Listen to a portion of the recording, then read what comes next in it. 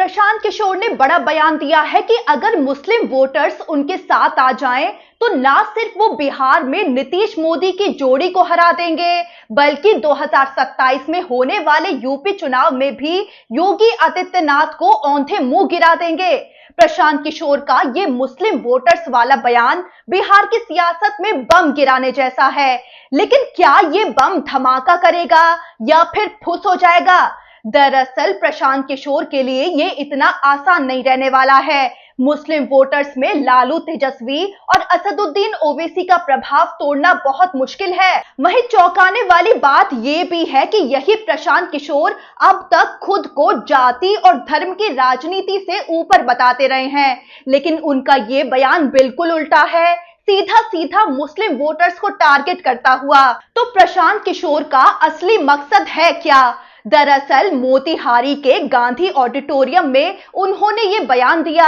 उनकी भाषा तल्ख थी और उनका मोदी योगी को गिरा देने वाला बयान कोई तुक्का नहीं था। ये साफ तौर पर नीतीश कुमार की कमजोरी और बीजेपी विरोधी मुस्लिम भावनाओं को भुनाने की कोशिश थी। अब मुस्लिम वोटर्स की ताकत की बात करें तो 2023 की जाति जनगणना बताती है कि बिहार में 18% मुस्लिम आबादी है और यही वोट बैंक सियासी समीकरणों की चाबी है। 2020 के विधानसभा चुनाव में आरजेडी को 77% मुस्लिम वोट मिले थे और ओवैसी की एआईएमआईएम ने सीमांचल में 11% वोट लेकर 5 सीटें जीती थी। यानी मुस्लिम वोटों पर पहले से ही आरजेडी और एआईएमआईएम की मजबूत पकड़ है।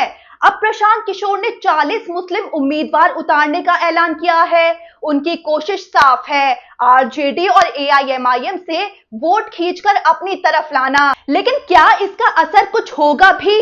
क्या प्रशांत किशोर की ये रणनीति डर है या सोचा समझा राजनीतिक कार्ड?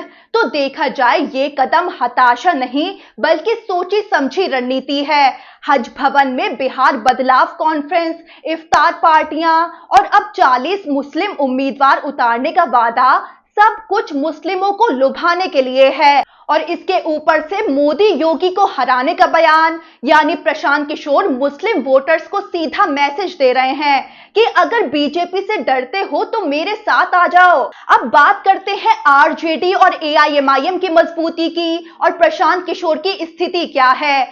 आरजेडी का एमवाई यानी मुस्लिम यादव समीकरण दशकों से मजबूत है। 1989 के भागलपुर दंगे के बाद से मुस्लिम वोटर आरजेडी के साथ बंधे हुए हैं, लेकिन सीमांचल में ओवैसी की पार्टी एआईएमआईएम ने अपनी पकड़ बना ली है। 2020 चुनाव में एआईएमआईएम के सीमांचल से 5 विधायक जीते थे, लेकिन पार्टी को झटका लगा था जब 5 में से 4 विधायक आरजेडी में चले गए। अब सिर्फ एक विधायक बचे हैं जो प्रदेश अध्यक्ष भी हैं, अख्तरुल इमाम। लेकिन इसके बावजूद सीमांचल में ओवैसी का दबदबा है। यहां तक कि राहुल गांधी और तेजस्वी यादव जब वोटर अधिकार यात्रा के दौरान सीमांचल पहुंचे तो मुस्लिम साफ तौर पर उनसे मांग करने लगे कि ओवैसी को विपक्ष के गठबंधन में शामिल किया जाए। मुस्लिम वोटर्स का साफ कहना था कि अगर ओवैसी को साथ नहीं लिया तो सारे मुस्लिम वोट्स ओवैसी की पार्टी को जाएंगे और विपक्ष के महागठबंधन को भारी नुकसान होगा। लेकिन तेजस्वी और राहुल इस मांग को पूरा करेंगे? इसका जवाब ना ही है, क्योंकि वो खुद अपना मुस्लिम वोट बैंक मजबूत करना चाहते हैं। ओवैसी को साथ लाना मतलब भविष्य में अपना वोट बैंक कमजोर करना होगा। वहीं एक पहलू ये भी है कि वक्फ बिल विवाद ने मुस्लिमों को आरजेडी के करीब ला दिया है, तो ओवैसी को साथ लेने में तेजस्वी राहुल महत्व नहीं दे रहे हैं। यानी कुल मिलाकर प्रशांत किशोर की जमीन बहुत कमजोर है। मुस्लिम वोटर्स को लुभाने की कोशिश उनकी रंग लाए, इसके चांसेस बहुत कम है। वहीं आपको बता दें कि प्रशांत किशोर ने एक साथ नीतीश और बीजेपी दोनों को टारगेट किया है। नीतीश पर निशाना इसीलिए क्योंकि उनका भरोसा मुस्लिमों से कमजोर हुआ है, और मोदी योगी पर हमला ताकि बीजेपी को हराने वाली भावनाओं में मुस्लिम उनके साथ जुड़े। वहीं 2024 के उपचुनाव में जनसुराज को बैलागंज में 17,000 वोट मिले थे और आरजेडी हार गई थी। यानी प्रशांत किशोर का असर बढ़ तो रहा है, लेकिन आरजेडी और एआईएमआईएम को पछाड़ पाए उस लायक नहीं है।